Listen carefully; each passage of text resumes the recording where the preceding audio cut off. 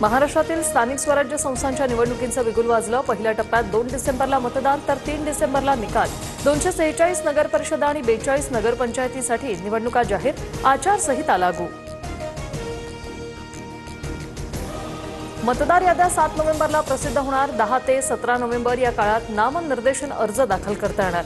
18 नोव्हेंबरला अर्जाची छाननी तर माघारीसाठी 21 नोव्हेंबरची मुदत।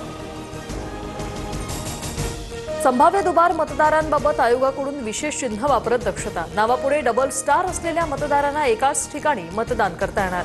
मात्र निवडणूक आयोगाकडे बोगस मतदारांची आकडेवारीच नाही। केंद्र आणि राज्य सरकारमधील नेत्यांचा निवडणूक आयोगावर दबाव। रोहित पवारांची प्रतिक्रिया। स्वच्छ मतदार याद्या घेऊन निवडणूक होईल असं वाटलं होतं। रोहित पवारांकडून खंत व्यक्त।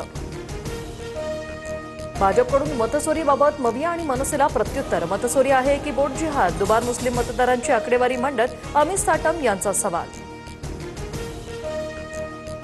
मंत्रिमंडळ बैठकीत 21 महत्त्वाचे निर्णय। महात्मा फुले जनआरोग्य योजनेतून गंभीर आजारासाठी 10 लाख मिळणार, तर विरार अलिबाग मल्टी मॉडेल कॉरिडॉरच्या कर्जाला शासन हमी देण्यासही मान्यता।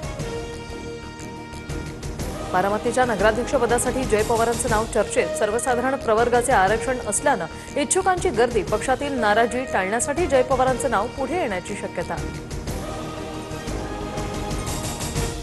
रोहित आर्याला ठोस आश्वासन हवं होतं, मात्र ठोस आश्वासन मंत्री किंवा संबंधित विभाग देऊ शकतं असं सांगितलं होतं। या प्रकरणात माझी चौकशी करू शकता, केसरकर यांच्याकडून स्पष्ट। राज्यातील प्रकल्प वेळेत पूर्ण झाले पाहिजेत। मुख्यमंत्री फडणवीस अधिकारी आणि कंत्राटदारांवर संतापले। 2.5 वर्षात प्रकल्प पूर्ण करा, फडणवीसांची तंबी। त्रिभाषा सूत्रावरील समितीचे अध्यक्ष नरेंद्र जाधवांनी घेतली राज ठाकरे यांची भेट। आतापर्यंत झालेल्या सर्वेक्षणात 95% नागरिकांचा हिंदीला विरोध। 5वी पासून हिंदी भाषा शिकवण्याचं अनेकांचं मत।